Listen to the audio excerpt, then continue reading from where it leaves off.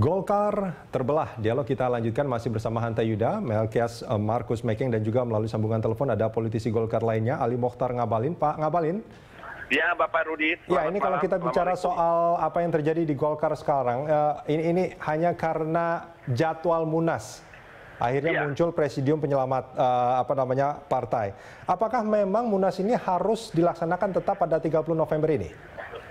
Ya, yang pertama saya mau katakan bahwa setiap organisasi massa, apalagi organisasi politik seperti Partai Golkar, ini kan ada aturan, ada sejumlah tahapan-tahapan keputusan yang diambil, ya, saya paham termasuk di dalamnya adalah keputusan untuk melaksanakan musyawarah nasional Partai Golkar yang tanggal 30 mendatang di Bali.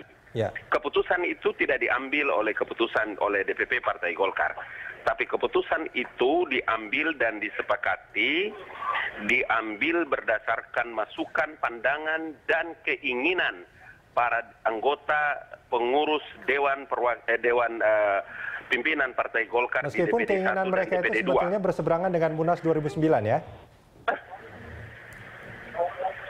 Halo? Ya, Pak Ngabalin.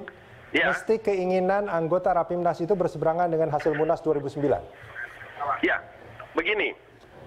Saya mau katakan bahwa pada waktu rapat pleno DPP Partai Golkar memang diputuskan, disepakati untuk Munas itu dilaksanakan pada tahun 2015. Ya, sama seperti teman-teman punya keinginan dan sama seperti beberapa kawan-kawan yang punya ketetapan untuk ingin melaksanakan Munas itu 2015. Tapi ketika dibawa ke Rapimnas, Munas itu diputuskan untuk dilaksanakan pada bulan November besok, tanggal 30. Ya, Pak Ngabalin, ini dengan munculnya ada Presidium Penyelamat Partai, ada beberapa Ketua DPP juga yang tidak menginginkan agar ini dilaksanakan pada 30 November. Apakah tidak ada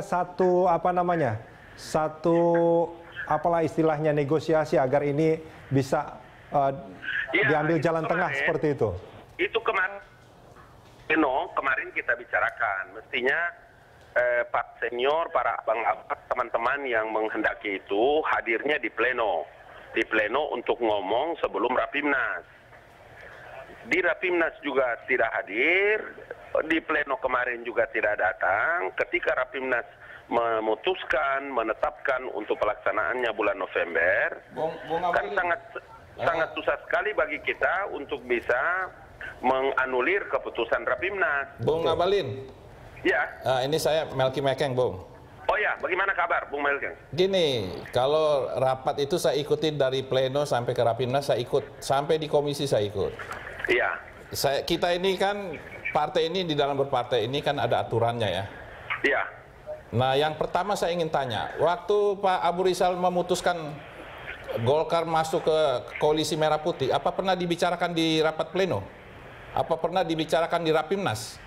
Itu satu keputusan yang sangat strategis karena mengerek semua partai Golkar itu ke dalam satu koalisi. Itu tidak pernah terjadi. Kenapa tiba-tiba sekarang hanya memutuskan sebuah tanggal dan tempat, itu harus sudah diputuskan di pleno, yang ketok juga Pak Abu Rizal Bakri sebagai Ketua Umum untuk bulan Januari tanggal 15, tiba-tiba dibawa lagi untuk ke Rapimnas. Apakah kita sudah tidak punya martabat lagi sebagai pengurus DPP? Karena DPP ini adalah satu badan yang diberikan tugas oleh Munas di Pekanbaru.